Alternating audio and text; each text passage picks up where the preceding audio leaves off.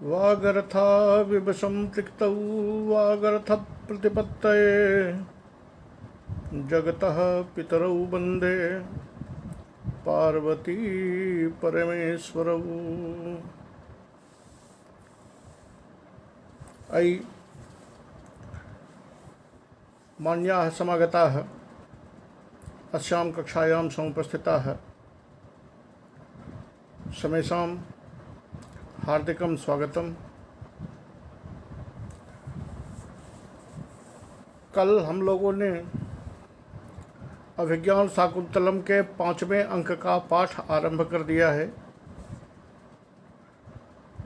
5वें अंक का पहला पाठ, जिसमें एक बूढ़े की अवस्था का सजीव चित्रण महाकवि कालिदास ने किया कंचुकी के मुख से, और दूसरा एक वस्तुतः लोकप्रिय राजा कैसा होना चाहिए, उस राजा के गुणों को विविध प्रकार से महाकवि कालिदास ने अपने शब्दों में उपस्थापित किया। राजा कैसा होना चाहिए, इसके कुछ गुण तो हमने और आपने महाकवि कालिदास की भाषा में कल पढ़ लिया।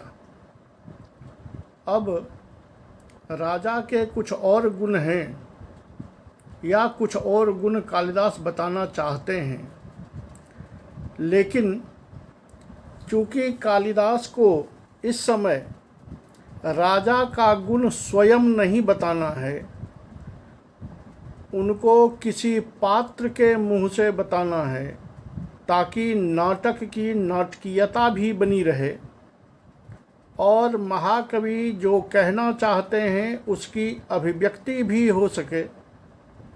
इसलिए तत्त पात्र के मुख से तत्त गुणों की अभिव्यक्ति कवि का लक्ष्य है। अभी कंचुकी के मुख से जो हमने सुना वो बता रहा था कि एक राजा कैसा होता है, यानी अपने राजा की प्रशंसा करता हुआ वह राजा के गुणों को उपस्थापित कर रहा था। स्वयं राजा जब चिंतित अवस्था में थे तो स्वयं राजा ने जो राजा का धर्म बताया कि औत्सुक्य मात्र मवसादयति प्रतिष्ठा, बड़े पद पर पहुँचना, बड़े पद को ग्रहण करना केवल मन की उत्सुकता को ही शांत करता है।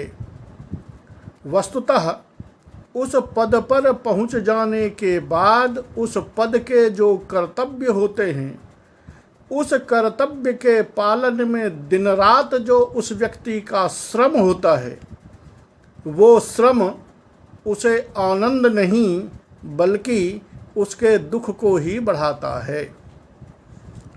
इसीलिए राजा एक ऐसा पद है जहाँ अभिलषित की पूर्ति हो जाने के बाद सुख नहीं बल्कि दुख का आरंभ होता है, जबकि अन्यत्र अपने अभिकल्पित, अपने वांछित तत्व को प्राप्त करने के बाद कोई भी जंतु खुश हो जाता है, सुखी हो जाता है, केवल राजा को छोड़कर।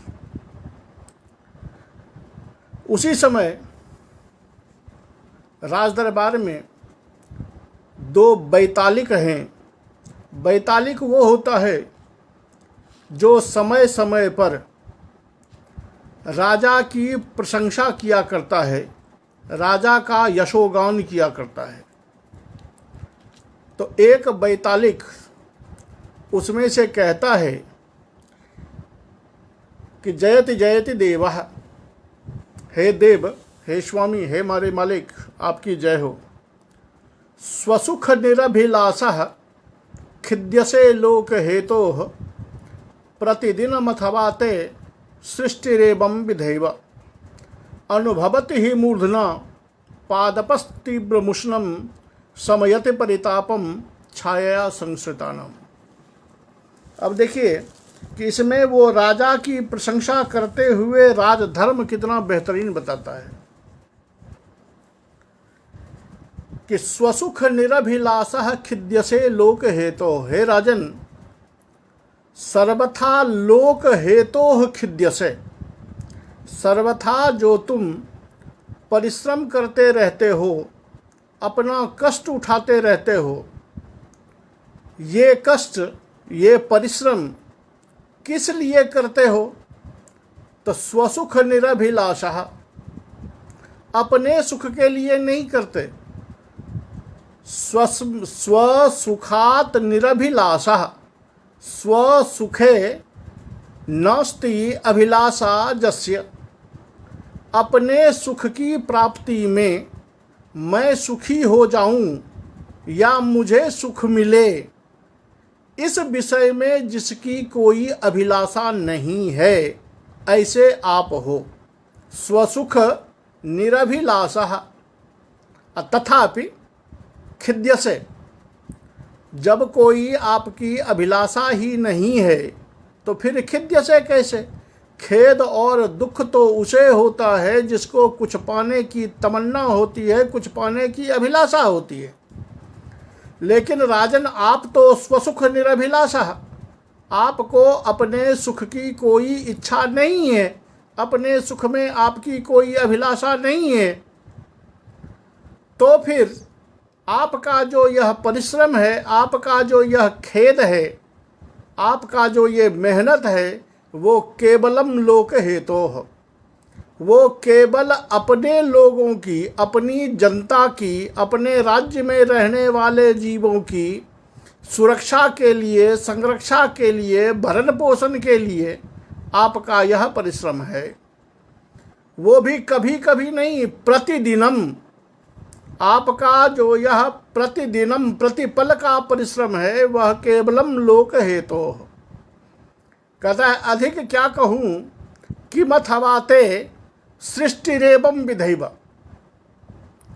आपकी जो सृष्टि है, यानी आप जो राजा हुए हो, राजा जो कोई होता है, वो एवं विधा एव, आप जैसे लोगों की सृष्टि ही इसीलिए हुई है कि वह अपने सुख की कामना न करे, लेकिन दूसरों के सुख के लिए, दूसरों की सुरक्षा के लिए, दूसरों के भरण पोषण के लिए दिन रात मेहनत करता रहे।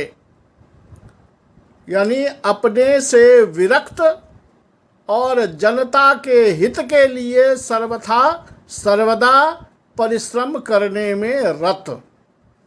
किमथवा ते सृष्टिरेवं विधैव, आपकी सृष्टि ही ऐसी है, आप उस पद पे हो, राजा की सृष्टि ही इसीलिए होती है जो स्वसुख निरभिलाषः खिद्यसे लोक हेतोः।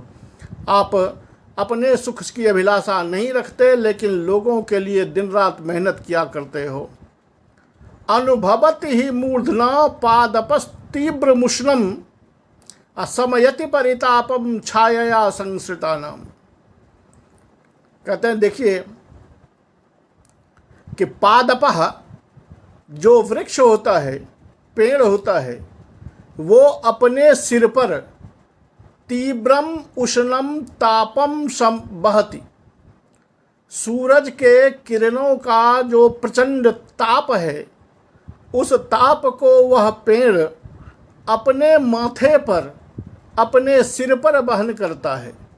अनुभवति ही मूर्धना, अपने सिर पर तीव्र तापम, तीव्र ताप को पादपः अनुभवति, वह वृक्ष तीव्र ताप को अपने सिर पर अनुभव करता है। तात्पर्य ये कि पेड़ तीव्र ताप को अपने सिर पर वहन कर लेता है, लेकिन समयति परितापम छायया संसृतानाम, परंच जे संसृताः सन्ति, जे वृक्ष छायायाम उपस्थिताः सन्ति, जे ताप वारणाय, तापतो निवारणाय, तापतः परिशान्तये वृक्षस्य छायायाम आगताः सन्ति, जो भी उस ताप से डरकर, ताप से त्राण पाने के लिए वृक्ष की शरण में आया हुआ है, वृक्ष के मूल में आया हुआ है, उसको वह वृक्ष छायया, अपनी छाया के द्वारा समयति परितापम, उसके ताप को दूर कर देता है। तो यहाँ वृक्ष अपने सिर पर जो सूरज के प्रचंड ताप को सहन करता है, उसमें उसका अपना कोई लाभ नहीं है, अपना उसको कोई सुख नहीं है, अपना तो वह ताप झेल रहा है, दुख झेल रहा है। इसलिए कि हमारी शरण में आया हुआ जो तप्त व्यक्ति है, तप्त शरणागत है, उस शरणागत को किसी प्रकार का कोई कष्ट न हो। तो शरणागत व्यक्ति के दुखों को दूर करने के लिए वृक्ष अपने सुख की अभिलाषा न करता हुआ सूरज के कठिन और तीक्ष्ण ताप को सर्वदा अपने सिर पर वहन करता है। ये दोनों वाक्य अलग अलग है। एक राजा को कहा गया है कि आप अपने सुख की अभिलाषा से विहीन होकर के भी अपनी जनता की सुरक्षा और भरण पोषण के लिए दिन भर जो मेहनत करते हैं, उससे लगता है कि आप जैसे लोगों की सृष्टि ही इसीलिए हुई है। और दूसरा वाक्य है कि अपने शरण में आए हुए लोगों के ताप को दूर करने के लिए वृक्ष अपने सिर पर सूरज के प्रचंड ताप को सहन करता है, लेकिन छाया के द्वारा लोगों के माथे पर पड़ने वाले ताप को दूर कर देता है। अब यहाँ दोनों धर्म को मिला लीजिए। दोनों वाक्य अलग अलग होते हुए भी परस्पर एक दूसरे का दृष्टांत उपस्थापित करता है। यानी राजा को कह रहे हैं आप कैसे हो, तो उस पेड़ के जैसे, जैसे पेड़ ताप को सहन कर लेता है वैसे आप दुख झेलते हो, जैसे वो अपनी छाया से लोगों को शांति देता है वैसे ही आप अपने परिश्रम से प्रजा की रखवाली करते हो। ये परस्पर दृष्टांत, ये दृष्टांतालंकार है कि राजा के जो स्वरूप हैं, राजा का जो स्वभाव है, राजा की जो स्थिति है, उस स्थिति के अनुकूल ही एक दृष्टांत दिया गया कि पेड़ भी ऐसा ही काम करता है। तो उस पेड़ में जो गुण है वही गुण आप में है। पेड़ भी परोपकारी है, आप भी परोपकारी हैं। तो आप जैसे लोगों का, परोपकारी जो लोग होते हैं, वो परोपकारी लोगों की सृष्टि ही इसीलिए हुई है कि वो अपने सुख की अभिलाषा न करे, लेकिन दूसरे के दुख को दूर करने के लिए दिन रात परिश्रम करता रहे। ये दृष्टांत भी है। और कहीं कहीं लोग काबिलिंग भी स्वीकार करते हैं। उसका कारण ये है कि आरंभ में जो कहा गया कि खिद्यसे लोक हेतु कि जदा स्वसुख निरभिलाषा तथा कदम खिद्यते, क्योंकि जब आदमी अपने सुख की अभिलाषा से वंचित है या अपने सुख की अभिलाषा उसे नहीं है, तो फिर वो खेद क्यों कर रहा है। तो खेद करने का कारण बताया गया लोक हेतु, लोक के कल्याण के लिए आप परिश्रम करते हैं, इसलिए यह काबिलिंग भी ऊपर में है और पूरे श्लोक में दृष्टांत है। और ये मालिनी छंद है, इतना तो आप जानते ही हैं। ननमयितेयम मालिनी भोगिलोकैष। उसी समय दूसरा वैतालिक गाता है कि नियमयसि विमार्ग प्रस्थितानात्तदंडः प्रशमयसि विवादं कल्पसे रक्षणाय अतनुषु विभवेषु ज्ञातयः संविभक्ताः त्वयि तु परिसमाप्तं बंधुकृत्यं जनानां। कहता है हे राजन, आप कितने काम करते हो इस जनता के लिए। ये देखिए कि आप तो स्वयं सारे बंधुओं का कर्तव्य आप ही निभाते हो। आप पर आकर बंधुओं का सारा दायित्व जो है वह समाप्त हो जाता है। कोई भी ऐसा बंधु जनित कर्तव्य नहीं है जो आप नहीं करते। पहला, नियमयस विमार्ग प्रस्थितानात्तदंडः। विमार्ग प्रस्थितान, कुमार्गे जे प्रस्थिता तान, जो अपने जीवन के सुंदर राहों को छोड़कर कुमार्गगामी हो जाता है, जो खराब रास्ते पे चल पड़ता है, अमंगल के रास्ते पर अब चल पड़ता है, अमंगल वाला काम करना शुरू कर देता है, अमंगल विषयों में आसक्त हो जाता है, ऐसे लोगों को आत्तदंड, डंडा उठाकर आप उसको नियंत्रित करते हो कि नहीं, इस रास्ते पर तुमको नहीं जाना है, तुमको इस रास्ते पर चलना है। तो कुमार्ग प्रस्थितान जे जे कुमार्गे प्रस्थिता सन्ति तान स्वयं आत्मदंडो भूत्वा नियमयसि।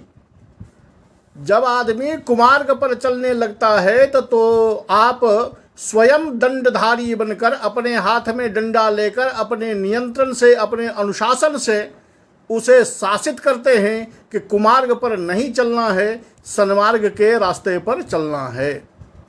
एक काम। दूसरा, प्रशमयस्य विवादम कल्पसे रक्षणाय। जब दो व्यक्ति में कहीं झगड़ा होता है, कहीं लड़ाई होती है, तो स्वभावतः है बंधु का काम है कि दोनों के झगड़े को परिसमाप्त करे, दोनों का झगड़ा छुड़ा दे। वो काम आप ही करते हैं, क्योंकि जब दो में झगड़ा होता है तो लड़ाई का निर्णय कौन करेगा, तो राजा ही करते हैं। तो प्रशमयस विवादम, विवाद को शांत करते हैं, अकल्प से रक्षणाय।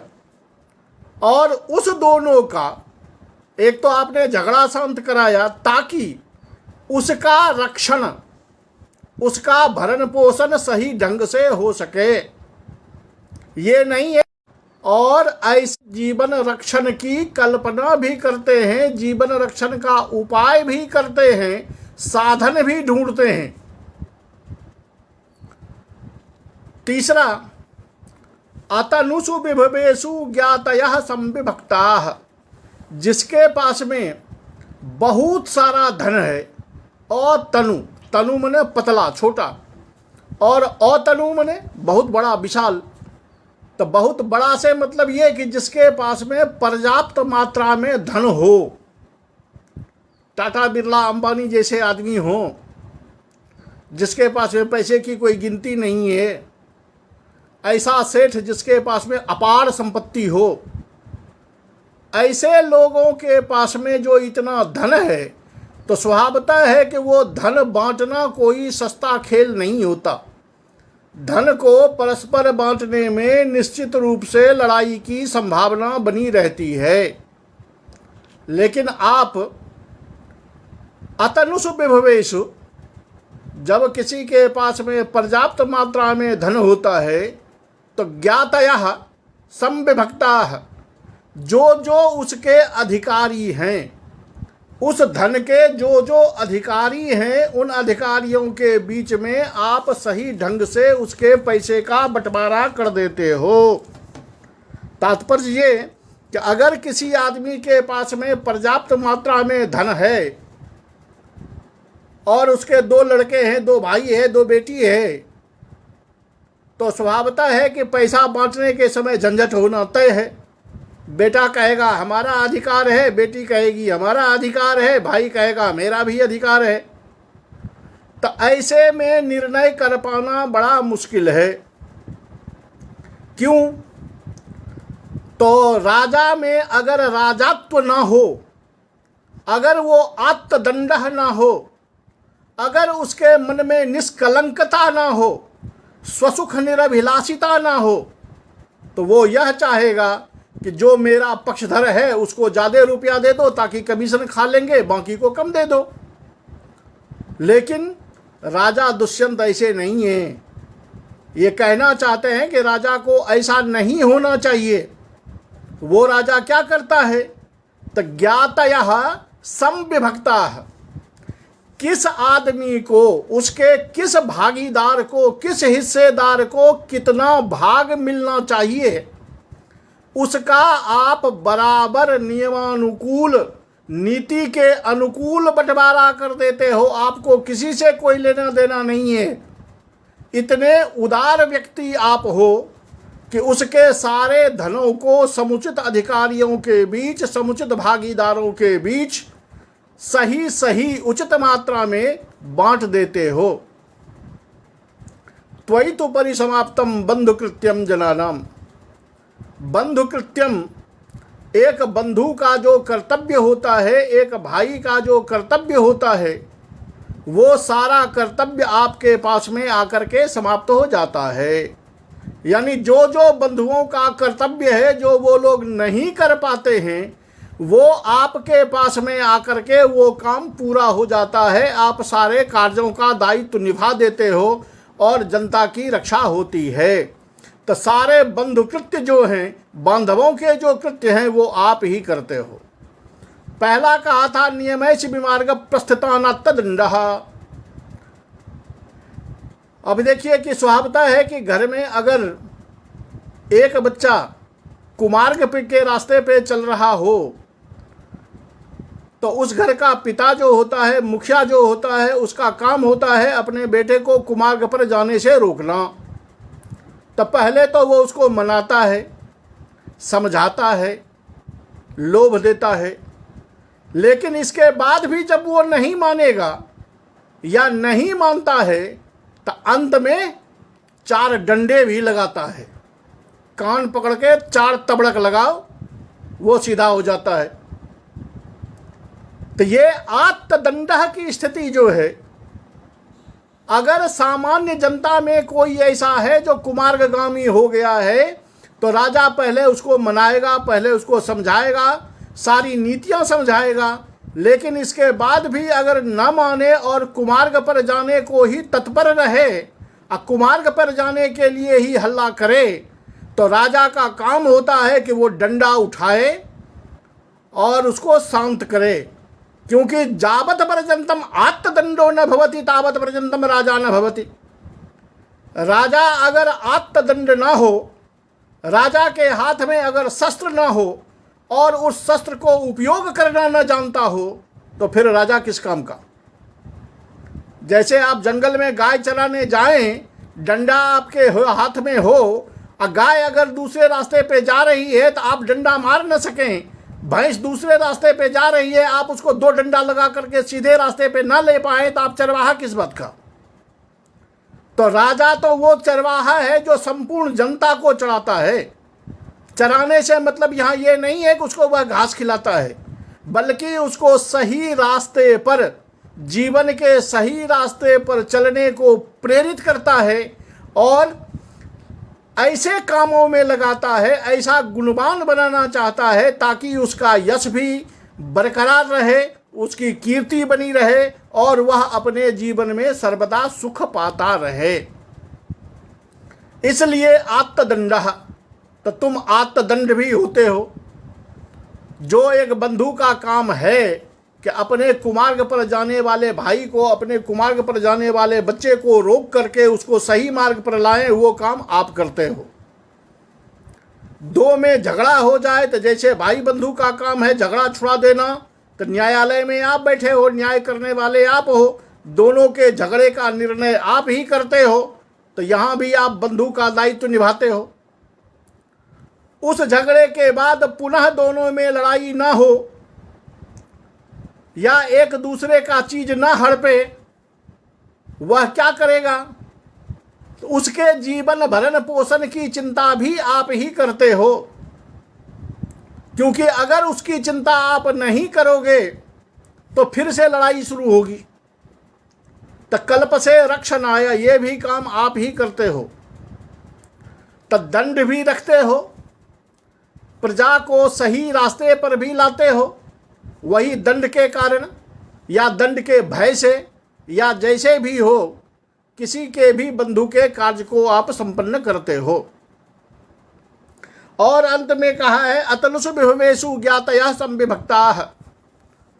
जिसके पास में पर्याप्त धन है, धन का बंटवारा जब होता है तो बंटवारे की जो स्थिति होती है, उस बंटवारे की स्थिति में भी अपने बंधु बांधवों का जो कर्तव्य है कि सही सलामत सबके हिस्से में बराबर बराबर धन जाए, इसकी व्यवस्था भी आप ही करते हो। यहाँ आकर के, यानी आप में आकर के बंधुओं का सारा दायित्व समाहित हो जाता है। बंधुओं के जितने भी दायित्व हैं वो सारे आप पर आके समाप्त हो जाते हैं। जैसे आज की व्यवहार पद्धति में अगर हम देखें तो अपने में आप देख लीजिए कि लड़ाई अगर होती है तो पहले अड़ोसी पड़ोसी जो है वो उसको शांत करना चाहता है, नहीं होता है तो लोग न्यायालय जाता है, न्यायालय से छोटे न्यायालय से लेके उच्चतम न्यायालय तक जाता है। वहाँ जा कर के जो फैसला हो जाता है वो फैसला हो जाता है, उसको फिर कोई कुछ नहीं कर सकता। तो इस प्रकार बंधु का कर्तव्य जो था, उस बंधु के कर्तव्य की समाप्ति कहाँ हुई? तो न्यायालय में जाके। यहाँ तो न्यायालय में न्यायाधीश राजा ही है, इसलिए कहते हैं कि त्वयि तो परिसमाप्तम बंधुकृत्यम जनानाम। बंधुकृत्य जो है वो आप पर आकर के समाप्त हो जाता है। इसलिए राजा को ऐसा होना चाहिए जो इतना काम कर सकता हो, इतना काम करता हो। यहाँ भी वही मालिनी छंद है। हाँ, यहाँ जब अलंकार की बात आप करेंगे तो कुछ सोचना पड़ेगा कि यद्यपि यहाँ पर एक ही राजा के ये सारे गुण बताए गए हैं और सारे गुणों के लिए इन्होंने अलग अलग क्रिया लगाई है। नियमयसि विमार्ग प्रस्थिता नाट्यदंडः अप्रशमयसि विवादम अतनुसु विभवेषु ज्ञातयः संविभक्ताः। ये सारे काम जो हैं कि नियमयसि, प्रशमयसि, असंविभाजनम करोसि, इस तीनों जो क्रिया है, इस क्रिया का कर्ता, इस क्रिया का कारक कौन है? तो एकमात्र राजा। त्वयि तो परिसमाप्तम बंधुकृत्यम जनानाम। तो इन तीन क्रियाओं का एक ही राजा रूप कारक से संबंध होने के कारण यहाँ दीपक अलंकार स्पष्ट रूप से दिखाई पड़ता है। राजा कहते हैं उसी समय नेपथ्य में, या जब इस दोनों वैतालिकों की बातें सुनी, राजा ने इस श्लोक को सुना, गायन को सुना और समझ गए कि ये हमें ही कह रहा है, तो राजा इस बातों को सुन के कहते हैं कि एतेन कार्यानुशासन परिश्रांता पूर्ण नवीकृता स्मः। कहता है कि देखो, इन लोगों ने जो बातें बताई, इन लोगों ने जो हमारी प्रशंसा की, जो हमारा यश गाया, उससे लगता है कि मेरा सारा परिश्रम दूर हो गया, मेरा सारा थकान दूर हो गया और मैं पुनः कार्य करने के लिए नवीकृत हो गया हूँ, अर्थात मैं फिर से फ्रेश हो गया हूँ, नया हो गया हूँ। यानी आपके कर्तव्यों को अगर जनता समझ जाती है और उस समझ के अनुकूल आपको उसका परिणाम मिल जाता है, तो स्वभावतः है कि काम करने वाले को नया जोश आ जाता है कि चलो, हमने अगर परिश्रम किया तो जनता ने उचित परिणाम दिया। जैसा कि कुमार संभवम के 5वें सर्ग के अंतिम में महाकवि कालिदास ने वहाँ भी लिखा है कि कार्या फले नहीं पुनर्नवताम विधत्ते, कि जब उचित फल मिल जाता है तो शरीर में जो भी कठिनाई हुई होती है, जो भी परिश्रम हुआ होता है, परिश्रम से शिथिल शरीर भी पुनः नवीन हो जाता है अगर उसको अपना फल मिल जाता है। तो वही बातें वो यहाँ भी कहते हैं कि एतेन, इसके द्वारा जो कहा गया है, इन कहे गए चीज़ों को सुनकर परिश्रांताः अपि, मैं थक गया था अपना काम करते करते, लेकिन मेरा थका हुआ शरीर भी पुनः नवीन हो गया है, पुनः जोश से भर गया है। जूं ही का जोश से भर गया है, तो विदूषक को देखिए कितनी अच्छी बात कहता है। कहता है वाह वाह वाह वाह, अच्छी बात है भाई, तुम खूब काम कर लो, और कोई बगल में से आके कह दे वाह भैया आपने खूब काम कर दिया, तो बस सारा थकान दूर। उसको वो व्यंग में कहता है कि वो गोवृंदारकेति बणितस्य वृषभस्य किम परिश्रमो नश्यति। कहता है कि जो बैल दिन भर थक के आया हो और उसके कान में कोई कह दे कि भाई आप तो वृषभराज हैं, तो क्या इतना कह देने से उस बैल का सारा परिश्रम दूर हो जाता है? तुम तो ऐसी ही बात कर रहे हो जैसे बैल के कान में कोई कह दे कि भाई आप वृषभराज हो तो बैल का सारा थकान दूर हो जाएगा। तो राजा हंसते हुए कहते हैं अच्छा अच्छा, ननु क्रेताम आसन परिग्रह। चाचा आप भी आए हुए हैं, क्योंकि राजा समझने लगे कि ये व्यंग्य में कह रहा है। कहते हैं अच्छा आप भी आए हुए हैं, लीजिए आसन लीजिए और बैठिए। अब राजा अपनी जगह पर, विदूषक अपनी जगह पर और उनका जो परिवार है वो यथास्थान अपने अपने जगह पर बैठ गए। उसी समय जो ही वो लोग अपना अपना आसन ग्रहण करके बैठे तो नेपथ्य में बीना की झनकार सुनाई देती है, बीना की आवाज़ आती है। विदूषक कान लगा के सुनता है कि ये बीना की आवाज़ आ कहाँ से रही है। कहते हैं भो वयस्य संगीतशाला भ्यंतरे कर्णम देहि ताल लय शुद्धाया बीनाया स्वर संजोगः श्रूयते। कहता है मेरे मित्र संगीतशाला की ओर कान लगाओ और संगीतशाला की ओर कान लगा के जरा गौर से सुनो कि ताल लय शुद्धाया, वहाँ स्वर संजोगः श्रूयते, स्वर का संजोग सुनाई दे रहा है, बीना के स्वर का, बीना की आवाज़ आ रही है। और याद रखिए कि ये आवाज़ ऐसी नहीं आ रही है कि कोई ऐसे ही बीना को टुनटुना रहा है, बल्कि ताल लय शुद्धायाह बीनायाह, ताल लय मात्रा के अनुकूल या मात्रा के अनुसार बीना का स्वर सुनाई दे रहा है। जो कोई बीना पर हाथ चला रहा है वो ताल मात्रा स्वर सबका पूर्ण रूप से ज्ञाता है, क्योंकि वो ऐसी बीना का वादन कर रहा है, ऐसे स्वर का संजोग लगा रहा है जिससे स्पष्ट प्रतीत होता है कि संगीत शास्त्र की सारी पद्धतियाँ उसे मालूम है और उसी के अनुकूल वो बेहतरीन राग से युक्त बीना बजा रहा है। जाने तत्र भवती हंसवती वर्ण परिचयम करोति। कहता है कि लगता है कि वहाँ पर देवी हंसवती अपने बीना पर अपना अभ्यास कर रही है। वर्ण परिचयम करोति, वर्ण परिचयम किन नाम, तो वर्णों का परिचय। तो स्वभावतः अभिधा में आप कहेंगे वर्णों का परिचय माने हुआ ओ आप पढ़ रही है, तो जी नहीं।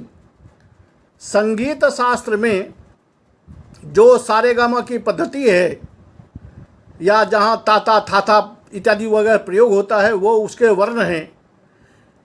आदमी कितना भी अभ्यस्त क्यों न हो जाए, संगीत शास्त्र में अभ्यस्त व्यक्ति भी अपना रियाज, अपना अभ्यास प्रतिदिन करता है और प्रतिदिन करते समय वो उसी वर्णों का अभ्यास करता है जो उसे अभ्यस्त है पहले से, उसी वर्णों का परिचय करता है। तबला बजाएगा तो वही तिरकिल धुम ही बजाएगा ढोलक पे या मृदंग पे, वो कोई नया वर्ण नहीं लाएगा, वो उसे अभ्यस्त है लेकिन फिर भी वही चलाएगा, वही बोलेगा। इसलिए कहते हैं कि वर्ण परिचयम करोति, अर्थात स्वकीय अभ्यास में पुनः अभ्यसते, जो अभ्यास है उसी का वह अभ्यास कर रही है। वर्ण परिचयम करोति। राजा कहते हैं तूष्णीम भव, क्योंकि आवाज़ इतनी सुंदर थी कि कानों को प्रिय लग रहा था कि राजा कहते हैं तूष्णीम भव, अरे भाई चुप हो जा, हमको पहले वो आवाज़ सुनने दे। जावत आकर्णयामी, जब तक मैं इस बीना के स्वर को सुनता हूँ तब तक के लिए कुछ देर तुम चुप हो जाओ। जो ही कहते हैं चुप हो जाओ तो उधर गेट पर कंचुकी खड़ा है, ये पहले से हम देख चुके हैं, कंचुकी गेट पर खड़ा है। तो कंचुकी देख के कहते हैं कि अन्यासक्तो देवः, कहता है ओहो लगता है कि राजा अभी किसी और काम में या किसी अच्छे काम में व्यस्त हैं, तदवसरम प्रतिपालयामि, इसलिए मुझे कुछ देर तक इंतजार करना चाहिए। मैं अवसर का पालन करता हूँ कि कब राजा को क्या बात कही जाए। ये वक्त जो है वो राजा को संवाद सुनाने के योग्य नहीं है, इसलिए अवसरम पालयामि। अब देखिए कि यहाँ सामान्य सी बातें कह दी, अवसरम पालयामि, मैं इंतजार करता हूँ। लेकिन इतना सा शब्द अगर महाकवि कालिदास कंचुकी के मुख से नहीं ही कहवाते तो क्या फर्क पड़ता था, क्योंकि पहले से आप देख चुके हैं कि वो कंचुकी जो है वो दरवाजे की ओर आ रहा है संवाद कहने के लिए। अभी यहाँ विदूषक से बात हो रही है, राग वो बीना का स्वर आ गया। केवल ये पंक्ति क्या कहना जरूरी था कंचुकी को, नहीं कहता। जब उसको बात कहनी थी तब वो कहता कंचुकी प्रविशति, कंचुकी प्रवेश करता है। लेकिन ये बात क्यों कहवाई? ये इसलिए कहवाई, इसमें दो भाव हैं। एक तो ये कि कंचुकी पहले से कह चुका है कि मेरे राजा जो हैं वो धर्म के कार्य का उल्लंघन नहीं कर सकते, वो मेरी बात को सुन लेंगे।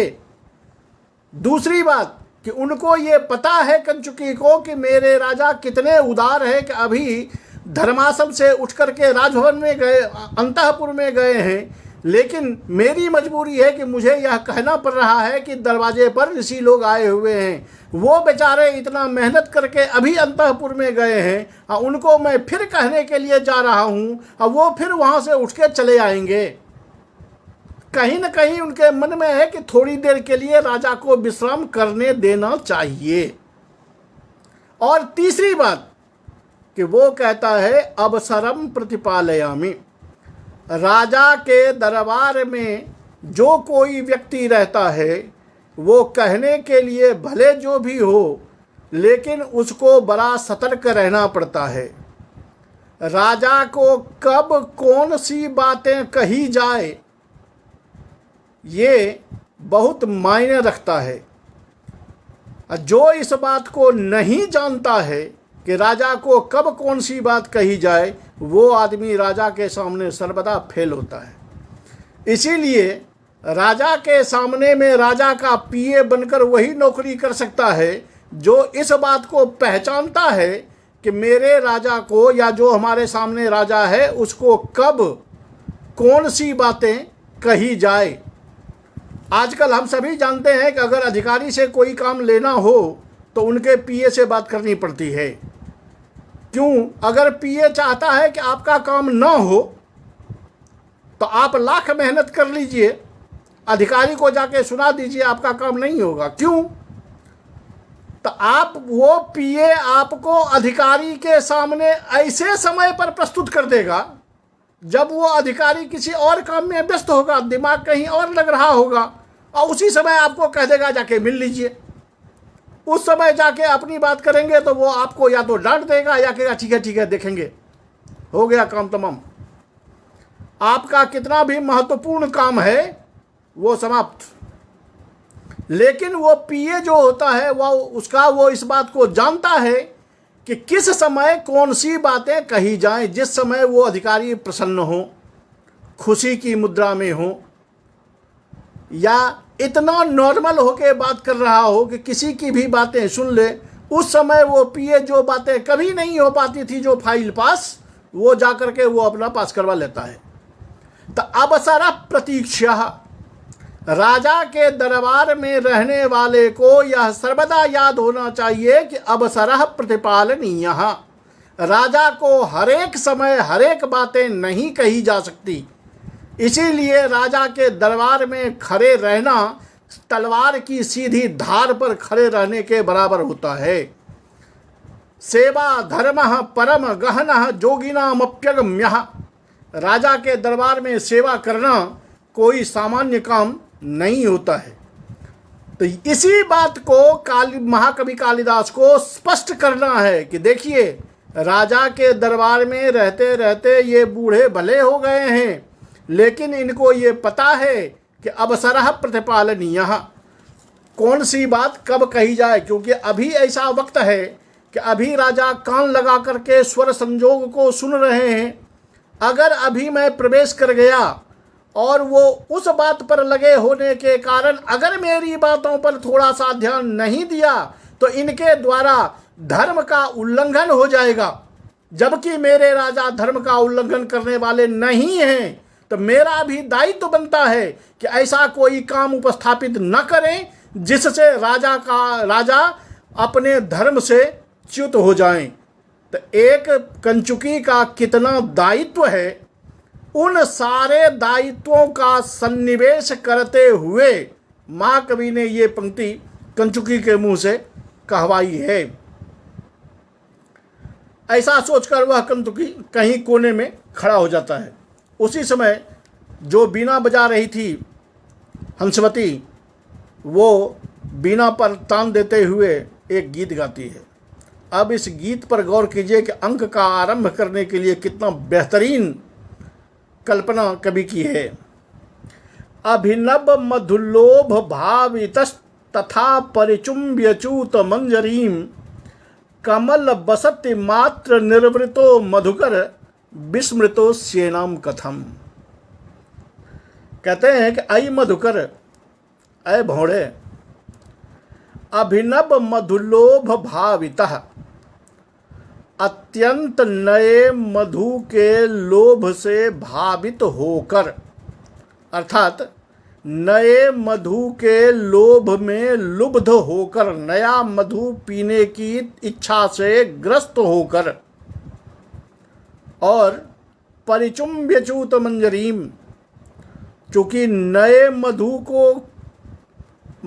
मधु का आस्वाद लेने के लोभ से लुब्ध हो चुका है और उसी लोभ के कारण आम की नई मंजरियों का आस्वाद लेकर, परिचुंब्यच्युत मंजरीम, आम्रस्य मंजरीम परिचुंब्य, आम की मंजरी का चुंबन लेकर, उसका रस पीकर, कमल बसति मात्र निर्वृतो मधुकर, इस समय कमल की बसती में, मात्र निर्वृता, कमल की बसती में जाकर या कमल के जंगल में पहुंचकर, कमल के फूलों पर पहुंचकर स्वयं शांत हो गए, स्वयं निवृत्त हो गए कि मैं शांत हो गया, हाँ सब कुछ मुझे मिल गया। तो ऐ मधुकर विस्मृतो स्येनाम कथम, इधर तुम कैसे भूल गए।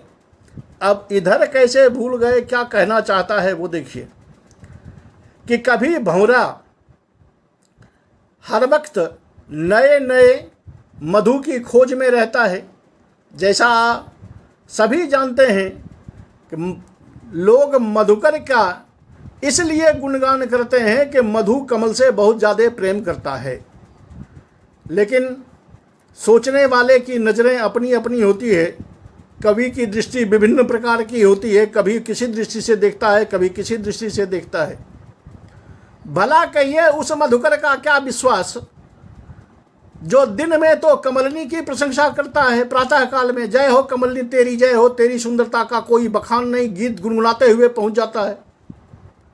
शाम होते ही जो ही देखता है कमलनी बंद होने वाली है और कुमुदनी खिलने वाली है, तो तुरंत कमलनी को छोड़कर कुमुदनी की गोद में जा पड़ता है और कहता है कुमुदनी तेरी जय हो, तेरे ऐसा गुण वाला, तेरे ऐसा रूप वाला, तेरे ऐसा सुंदर मैंने कहीं कभी कुछ नहीं देखा। यह तो चाटुकारिता की पराकाष्ठा है।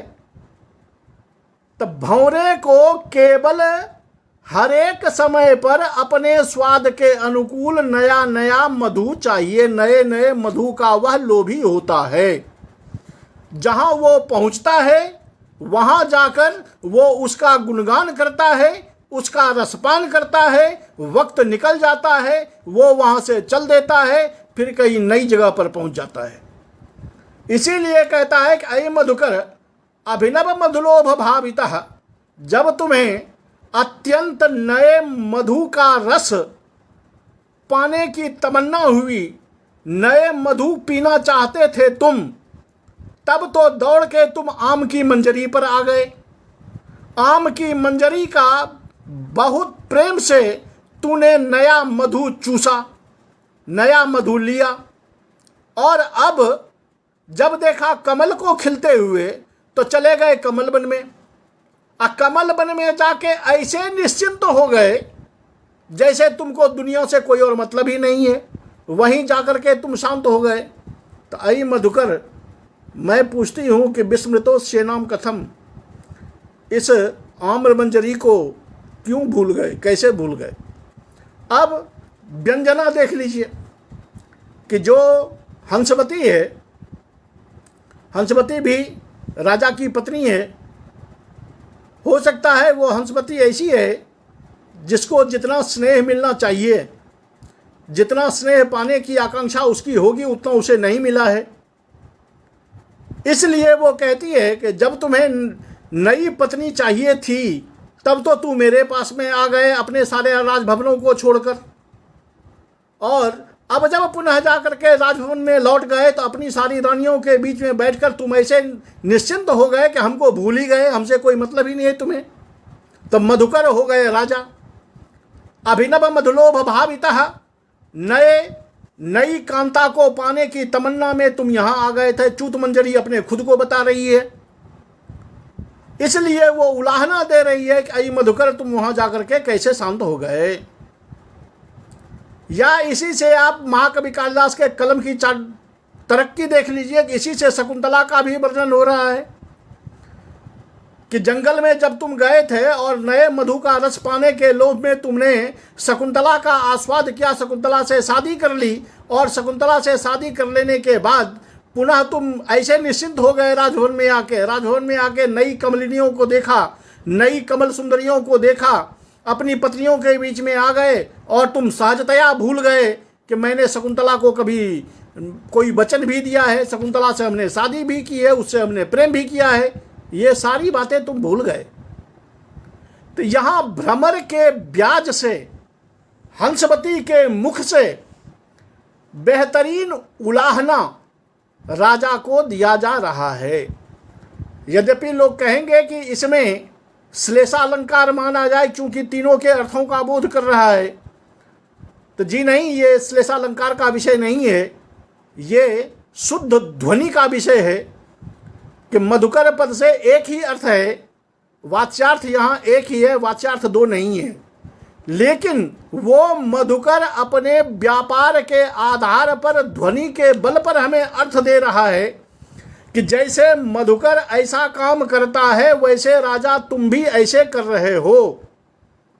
तो मधुकर को उलाहना देने के ब्याज से यहाँ वह हंसवती राजा को उलाहना दे रही है, और ये उलाहना राजा दे रहा हो या हंसवती दे रही हो, अपने अंक की उपस्थापना के लिए महाकवि कालिदास जरूर दे रहे हैं कि अयि राजा, तुमने तो शकुंतला से ये, तुम बड़ी बड़ी सुंदर हो, तुमको मैं अपनी धरती के बराबर समझता हूँ, मेरे लिए दो ही प्रण है, एक धरती दूसरी तुम, ऐसी ऐसी बातें की।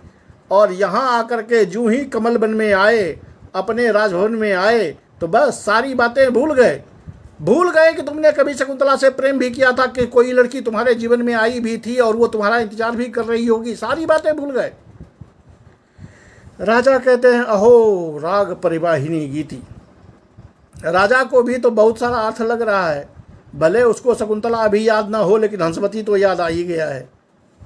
तो राग परिवाहिनी गीति कहते हैं कि क्या सुंदर राग का संवहन करने वाली यह गीतिका है, राग से युक्त यह गीतिका है। कोई भी गीत जब राग में ढला हुआ हो और उसके साथ अनुकूल रागिनी का संजोग हो, तभी वह गीत अपने रस के अनुकूल या अपने पद के अनुकूल भाव का जागरण करता है, जो भाव सहृदयों के हृदय में रस की धारा प्रवाहित करती है।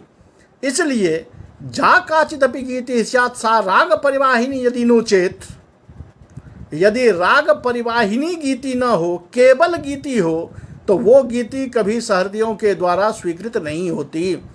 जिसके चलते आज हम लोग देखते हैं कि आज जो गीत बनते हैं वो रात में बनते हैं, सवेरे समाप्त हो जाते हैं। आज जो कैसेट हमारे सामने आता है वो परसों मिलेगा कि नहीं मिलेगा, कोई किसी को याद रहेगा कि नहीं रहेगा, पता नहीं। लेकिन आज से 25 साल पहले, आज से 50 साल पहले जो गीत बने, जो राग लगे, जो गायक ने गाया, वो आज भी आपके कानों को, हमारे कानों को उतना ही सुख देता है जितना सुख उस समय दिया करता था। इसलिए गीति का राग परिवाहिनी होना जरूरी है। विदूषक कहता है, भोग वयस्य किम तावदस्या गीतिकाया गृहीतो भवता अक्षरार्थः। राजा तो उसके राग में डूबे हुए थे कि स्वर बहुत सुंदर है, गीत बहुत सुंदर है। तो विदूषक कहता है कि अरे मित्र, तुम तो राग में ही डूबे रह गए भाई, सब जगह तुमको राग ही दिखता है। अरे ये बताओ कि अस्याह गीतिकायाः अक्षरार्थः गृहीतः, ये गीत क्या कह रहा है, किस भाव को जगा रहा है, किसको कहा जा रहा है? क्या यह तुमने सोचा? क्या यह तुमको अर्थ लगा कि ये गीत किसको कहा जा रहा है और क्यों कहा जा रहा है, कि केवल राग ही सुन रहे हो? राजा हंस के कहते हैं, सकृत कृत प्रणयोयम जनः इत्यक्षरार्थः। कहता है कि मुझे तो यही अर्थ लगा कि जो ये गीत को गा रही है उसने एक बार ही किसी से प्रेम किया है, दोबारा किसी से प्रेम नहीं किया है। बात सही है, क्योंकि अगर उस आम्र मंजरी ने भंवरे को छोड़कर दोबारा किसी से प्रेम कर लिया होता तो फिर भंवरे को उलाहना क्यों देती। सकृत कृत प्रणयोयम जनः इत्यक्षरार्थः तदहम देवी हंसवतीम अंतरेण उपालंबनम आगतोस्मि। इससे मुझे ज्ञात हो रहा है कि देवी हंसवती के उपालंबन का शिकार, देवी हंसवती के उलाहना का शिकार मैं हो चुका हूँ, अर्थात वो मुझे उलाहना दे रही है। मद सखे माधव्य मद वचनात् उच्चताम देवी हंसवती। कहता है कि मेरे मित्र माधव्य, तुम यहाँ से जाओ और देवी हंसवती को सुनाओ या मेरी ओर से कहो कि सम्यक उपालब्धोस्मि। उन्होंने जो उलाहना दी उसका अर्थ मैं समझ गया और मुझे वो उलाहना प्राप्त हो गया है, मैं उपालब्ध हो चुका हूँ। इसलिए ये बातें जाके कह दो ताकि अब वो अधिक उलाहना हमें न दे, उसके दर्द को मैंने समझ लिया है। विदूषक को कहा कि तुम जाके कह दो। तो विदूषक है, वो उठता है, कहता है कि हाँ, जद भगवान आज्ञापयति, जो आप कहें भाई मानना तो पड़ेगा ही। भो वयस्य गृहीतस्त्वया परकीयाभ्याम हस्ताभ्याम शिखंड के अच्छा भल्ला। कहता है कि हाँ मेरे मित्र, तुमने दूसरे के हाथ से भालू के गर्दन का केस बड़ा बढ़िया से पकड़ा है। अब गौर कीजिए, क्या कमाल का व्यंग्य है कि चलते हुए भालू को, गुस्सैले भालू को जाकर के कोई उसके गर्दन पर से बाल पकड़ के खींच ले या उसका बाल पकड़ ले तो भालू क्या उसको छोड़ देगा? भालू उसे मार देगा। अब यहाँ क्या है, तो हंसवती इनको उलाहना दे रही है, हंसवती गुस्से में है। राजा अगर उसके समक्ष पहुंच जाएं तो राजा को वह न जाने क्या क्या सुनाएगी।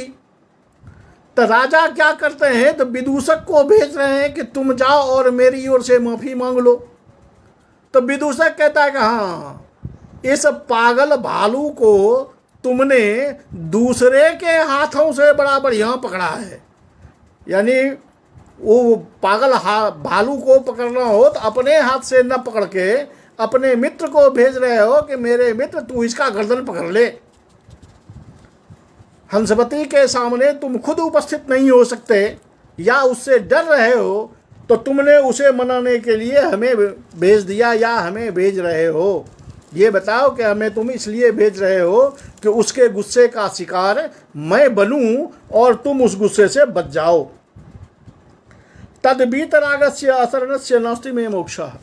लेकिन वो मन ही मन बेचारा कहता है कि बीतरागस्य असरणस्य, मैं तो असरण हूँ, निस्सहाय हूँ। आखिर मैं तेरी बात नहीं मानूं तो मैं करूं भी क्या? मैं तो मजबूर हूं तेरी बात मानने के लिए। को नास्ति मोक्ष, मेरा तो कोई मुक्ति का उपाय भी नहीं है। अगर मैं न कहूँ तो तुम हमको छोड़ दोगे, ऐसी बात तो है नहीं। अब मैं न कह सकता नहीं क्योंकि तुम्हारा दोस्त हूँ और अशरण हूँ, तुम्हारे सिवा दूसरा कोई मेरे शरण में है भी नहीं। इसलिए चलो भाई, मेरा तो कोई उपाय नहीं है। राजा सखे गच्छ नागरिक वृत्त्या सांत्वयेनाम।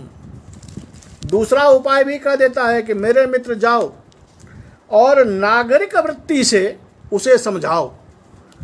अब कालिदास के शब्दों का मर्म देखिए कि नागरिक वृत्त्या सांत्वयेनाम। क्यों? कालिदास तो गांव में रहने वाले थे, तो ग्रामीण वृत्त्या सांत्वयेनाम क्यों नहीं कहा? यहां कहते हैं नागरिक वृत्त्या। ये देखिए कालिदास के कलम का कमाल।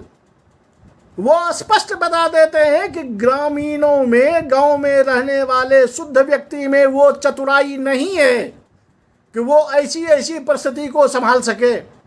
लेकिन नगर में रहने वाला जो है वो इतना चतुर होता है कि वो कैसी भी विपरीत परिस्थिति हो, उस परिस्थिति को अपने हिसाब से ढाल लेता है। अब बात भी सही है कि गांव में अभी भी शुद्ध सच्चाई है, जिसको जो कहना है वो मुंह पे हाँ या ना कहता है। लेकिन नगर की दशा आप देख रहे हैं, यहाँ सारे कहते हैं कि नगर का भला होना चाहिए, कल्याण होना चाहिए, ये होना चाहिए, वो होना चाहिए, होता कुछ नहीं है।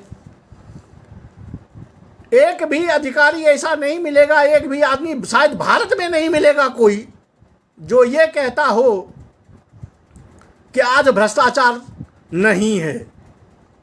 स्वीकार सब कोई करता है, लेकिन बाहर मंच पे बुला के आप किसी से पूछ लीजिए कि कौन सा अधिकारी भ्रष्ट है, एक भी अधिकारी नहीं कहेगा कि भ्रष्टाचार होता है।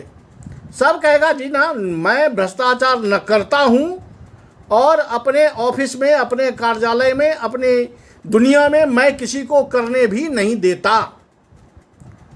तो एक सभ्य सामाजिक होने के नाते मेरे मन में ये प्रश्न उठ जाता है कि भाई, जब कोई अधिकारी भ्रष्टाचार कर ही नहीं रहा है तो फिर यह भ्रष्टाचार भारत में है कहां से? यह है नागरिक वृत्ति